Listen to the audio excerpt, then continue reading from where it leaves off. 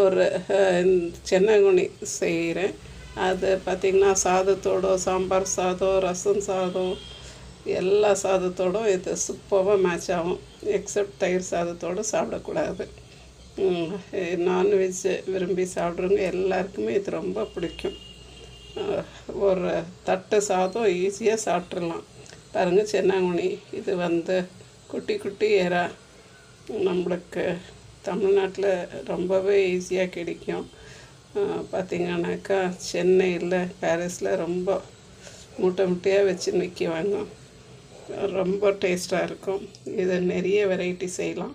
நான் இன்றைக்கி ஒரு வெரைட்டி செய்கிறேன்.